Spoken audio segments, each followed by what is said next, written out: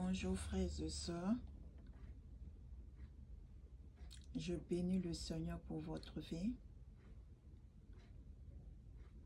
Aujourd'hui, je suis là encore pour qu'on partage la parole et sans plus tarder, nous allons partir au niveau de Deutéronome 28, verset 1. Je lis la parole de Dieu. Je lis la parole de Dieu avec respect et considération.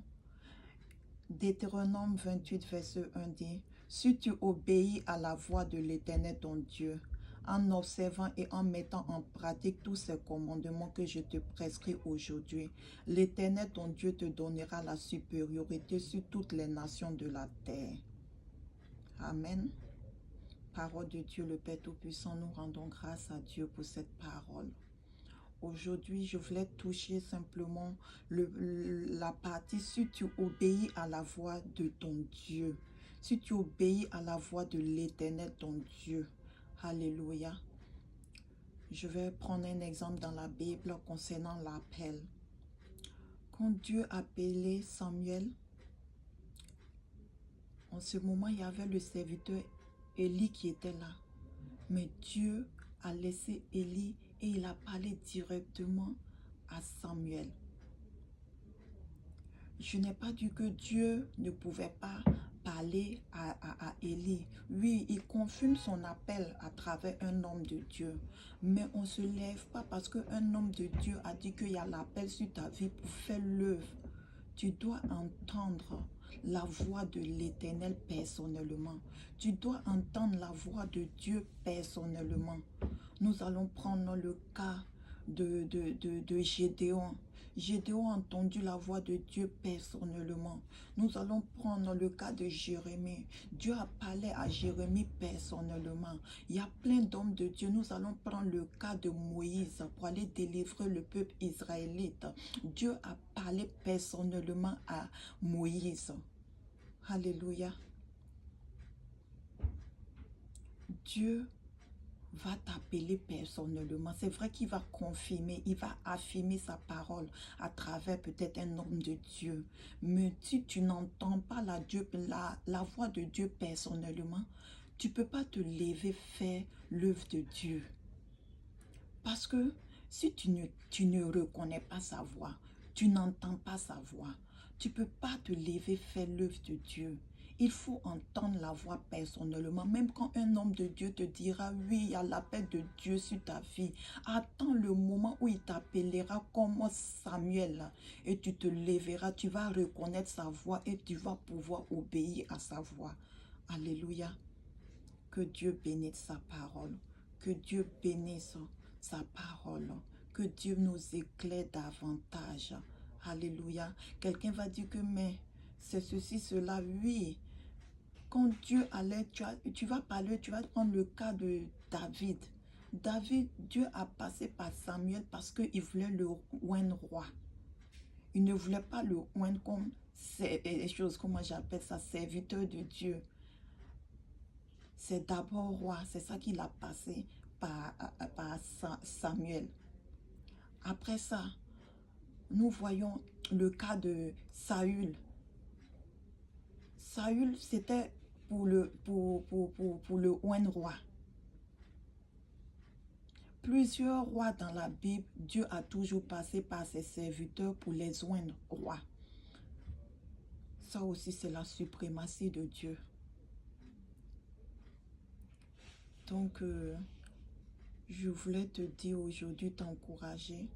Oui, tu as entendu la voix de Dieu. Peut-être tu n'es pas encore expérimenté. Mais je pense que peut-être la première fois qu'il va t'appeler, tu vas aller voir un serviteur de Dieu comme le cas de Samuel. Tu vas dire, il a dit cela. Mais le serviteur de Dieu, dans son expérience avec Dieu, peut te dire, oui, quand tu vas entendre, dis, me voici, dis ceci, parce que chacun a son expérience avec Dieu. Mais c'est reconnaître la voix déjà, qui est un grand départ, qui est qui est la première chose dans l'appel. Donc, c'était juste pour encourager quelqu'un qui attend peut-être que beaucoup de confirmations. Oui, beaucoup de personnes peuvent confirmer, mais je pense que la meilleure façon, c'est quand Dieu va t'appeler et tu vas reconnaître cette voix et tu vas apprendre à écouter, à obéir à cette voix. C'est à partir de cela que tu peux commencer à impacter ta génération. Tu peux commencer à changer les vies parce que tu entends Dieu personnellement. Tu ne l'entends pas impersonnellement. Tu ne l'entends pas par l'intermédiaire de quelqu'un, mais tu l'entends personnellement. Alléluia. Nous bénissons le Seigneur pour sa parole. Et je vais chanter. Le chant dit que si Dieu t'appelle, qui peut te désappeler? Désappeler ici peut dire qui peut contester, qui peut révoquer, qui peut dire qu'il ne t'a pas appelé. Donc, je vais chanter. Si Jésus m'a appelé, oh, qui peut me désappeler, oh, il m'a appelé à sa gloire. Si Jésus m'a appelé, oh, qui peut me désappeler, oh, il m'a appelé à sa gloire.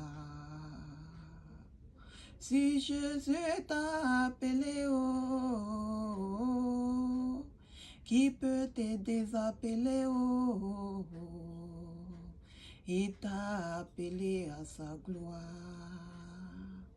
Il t'a appelé à sa gloire. Si Jésus t'a aimé, oh, qui peut te désaimer, oh, il t'a appelé à sa gloire.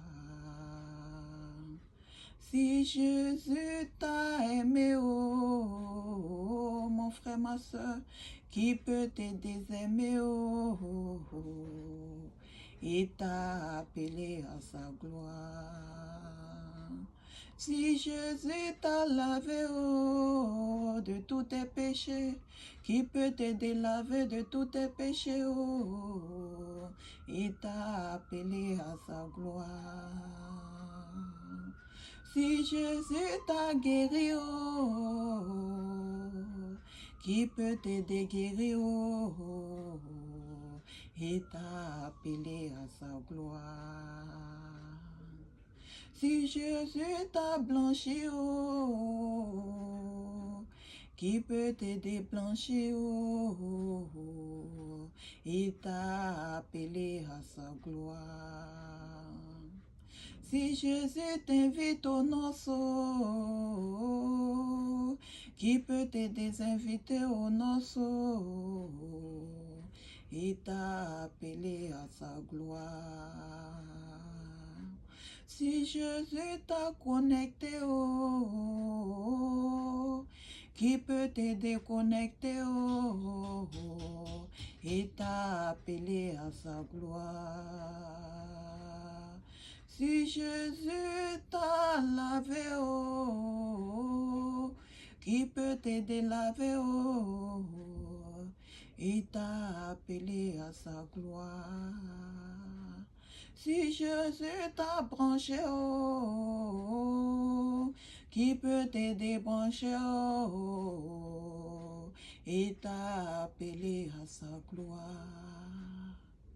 Si Jésus t'a invité, oh, qui peut te désinviter, oh, il t'a appelé à sa gloire. Il t'a appelé à sa gloire. Que le Seigneur vous bénisse, qu'il vous connecte encore à sa parole et que la gloire lui revienne. C'est au nom de Jésus que j'ai prié. Amen.